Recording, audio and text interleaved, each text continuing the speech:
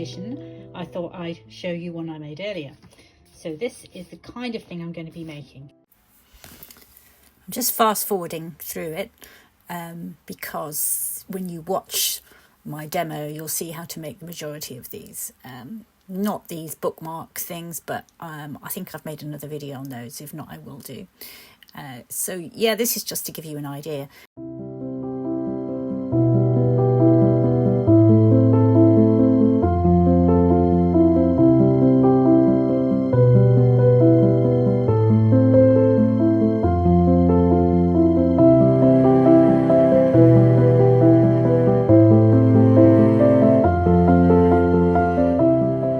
I hope you enjoy watching the video and are tempted to have a go and make some of these things yourself.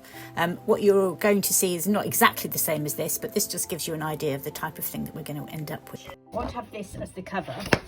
It is slightly a shame that that's not going to be, you know, if that's going to be folded like that, that's going to be on the back. But I would have preferred it on the front, but never mind. And in terms of width or height of the journal, I'm just I want to be able to put in sheets of A4. I will want to cut it, a bit of a gap each side, so I'm going to go in there.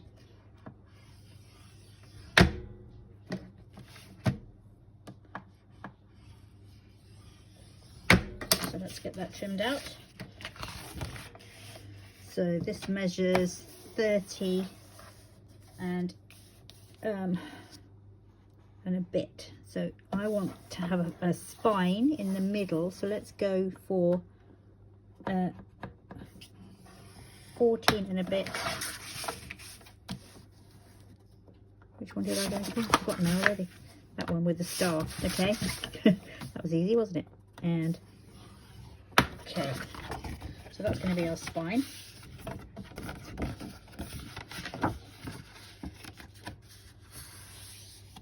Always good to get the cover done. Now we can start filling it.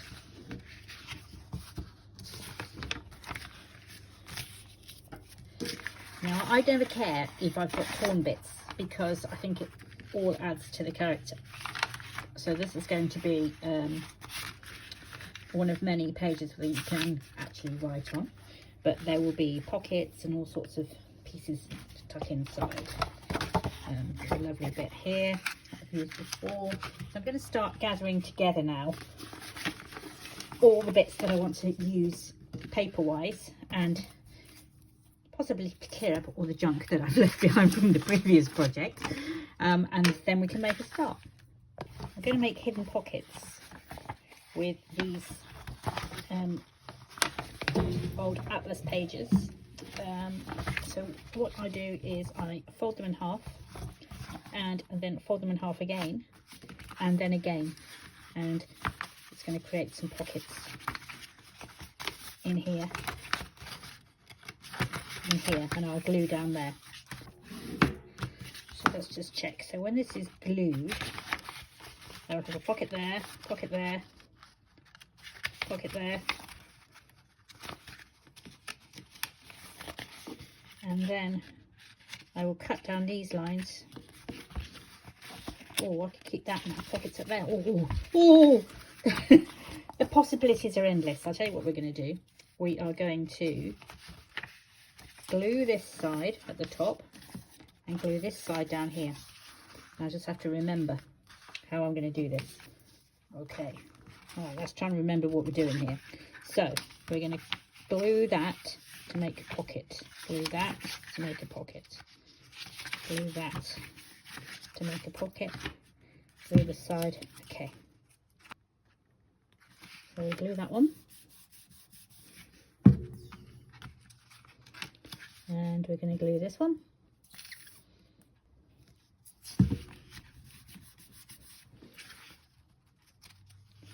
And finally this one.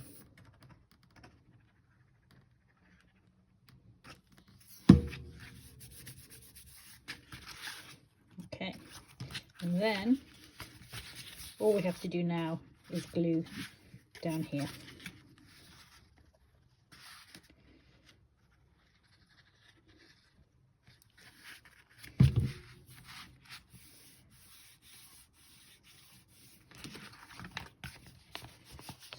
well. That is going to be, there we go, 2 pockets, one there, one there. This is going to open up, we can do something interesting in that. And then we've got the pockets at the top. I'm not going to fiddle about with that too much until the glue's dried, other than grunge it up a bit. It looks too pristine, doesn't it? Let's spray some ink on it, shall we? I've got salvaged patina. As you can tell, I use a lot. Just a little bit here and there, I don't know, just make it look a bit old. I've got rusty hinge. I might water that down.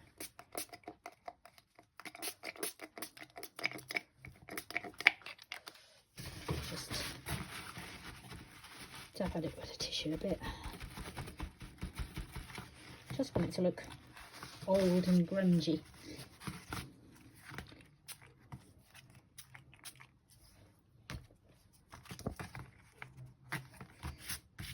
And this is deliberately, I'm deliberately making this messy, okay? Just because I want it to look like it's been around the world a few times.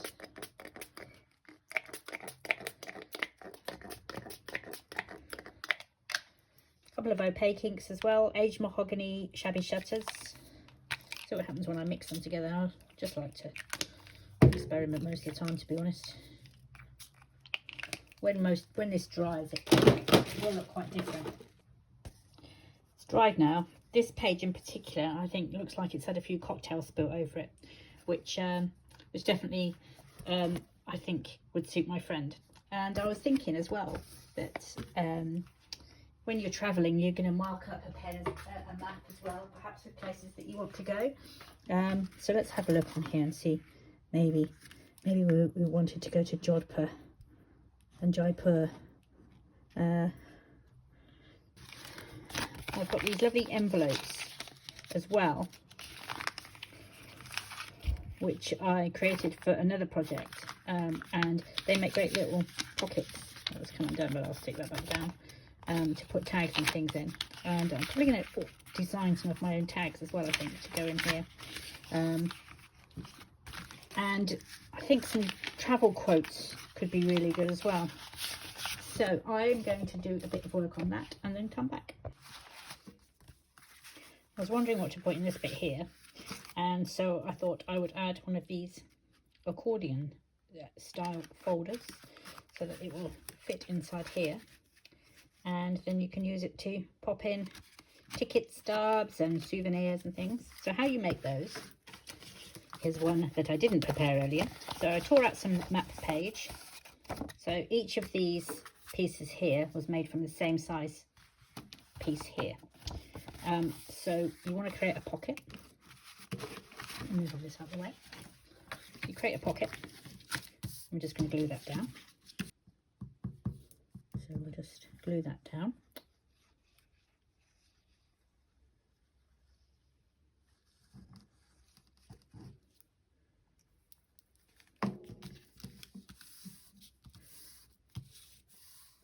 You fold it in half.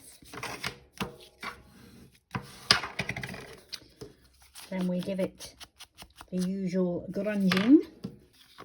I'm using vintage photo just to give that nice aged effect.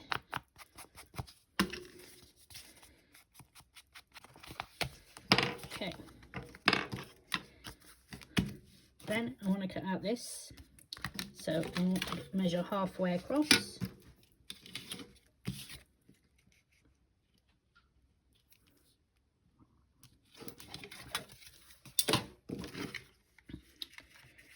Put this in upside down. There we go.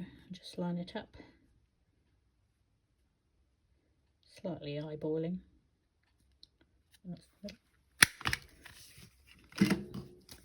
And give that the illusion of fingers having been rummaging around in here for decades. Okay, now what we're going to do, let's get our glue again. What we do is we stick this middle piece. Oops. So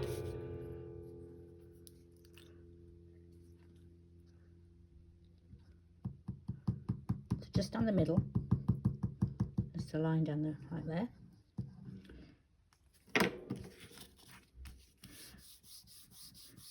And then what you do is you then stick this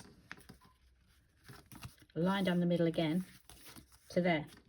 Now I'm not actually going to stick this one on because I think I've got too many already, because as you can see, once that's got stuff inside, it's going to be quite full.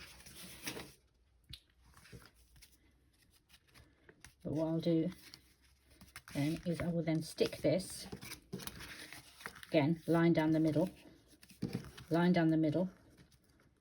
and it will open up. Now I'm not going to stick it in just yet, in case I need to sew through this as part of a signature. So I shall do that once it's all sewn in. Yeah, so happy with that. It sticks out I quite like that. It just sticks out. It gives it a little, you know, it's clear that there's something in there that's worth investigating. What should I do here? I think I might maybe put some kind of pocket in here that you can tuck stuff in, maybe. Don't know. Or I could do the same. I could do double. That could be an idea. Yeah, I might do that. So I might make some more. Yeah, I'm going to do double. So there's loads of spaces to put things. I was merrily making things last night and completely forgot to even think about recording it. I don't know why. I was quite tired, that's my excuse. Anyway, what I'll do is I'll show you what I've made, and then I will show you how to make them using some other paper. So this is going to sit here. I just haven't glued it in yet, but it is a variation on the Turkish Map Fold. So once it's glued in, it will do this, which is quite nice. And then you can write or stick something on there. So that's that one. And then I've got the full Turkish Map Fold, which I was going to put them in there. So I've made two. And how you make these is very simple to that one. And I've got some hidden paper clips in here, and then they open up like so. So you can write inside if you wish. So I will quickly show you how to make both of those. The first one is very simple, and then the second one just builds on that. So if you've mastered the first one, the second one's easy. So you need some square paper. So we'll use this smaller paper to start with. Now, the bit that you want inside is, so I want that inside, I think. So we start off this way. And we just fold it in half diagonally. Try to get it as accurate as possible, because that does help with your folding later. And it's good to use a bone folder. And then we do the other half the same.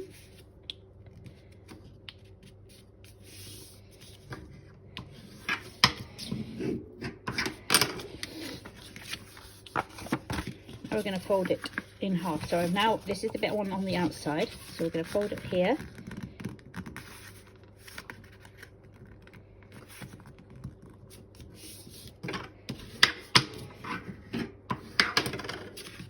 and now you just literally fold it in on itself. I'm not sure there's a technical term for this, but fold these in. Doing what I want it to do.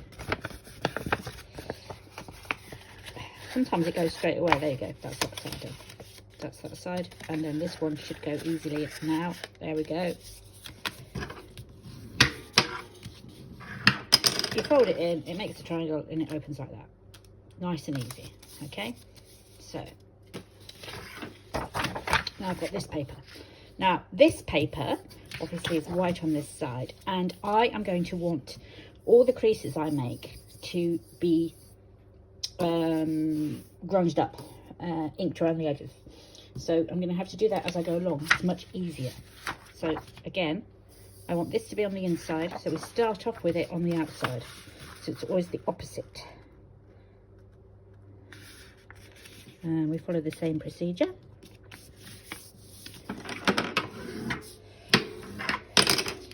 Diagonal fold.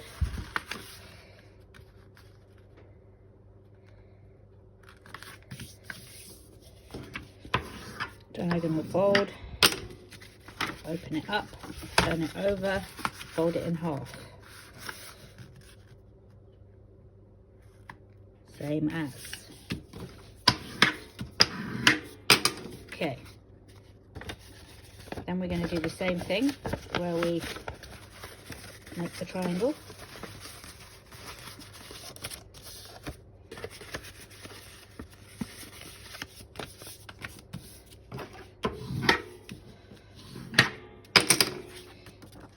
I'm just going to quickly distress these.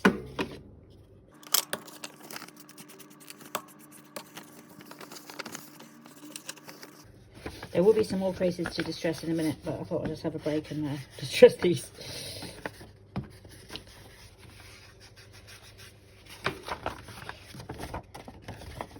Okay, so we've folded it in half and we've made the triangle. Let's go back to our triangle. There we go. Now, what you need to do is open this up and fold each of those into the center. Now, if you make it accurate, you can put something down, you can do a little fold.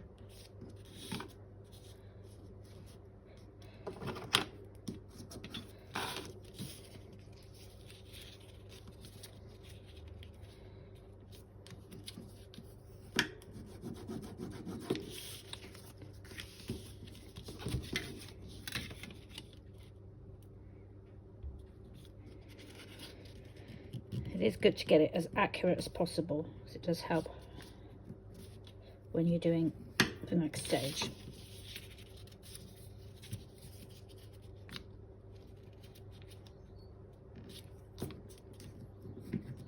Now at this stage I might well unfold it all again and add some more ink, but for time purposes I'm not going to do that. So now what you do, this is the fiddly bit, okay? So you open this up and you tuck this in. So this middle crease gets folded in.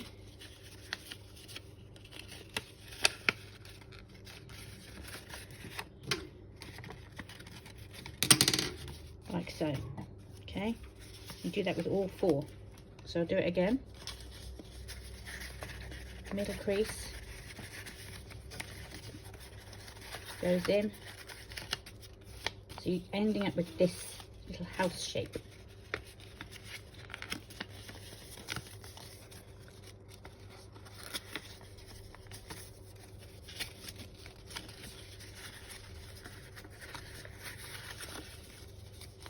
And that, my friends,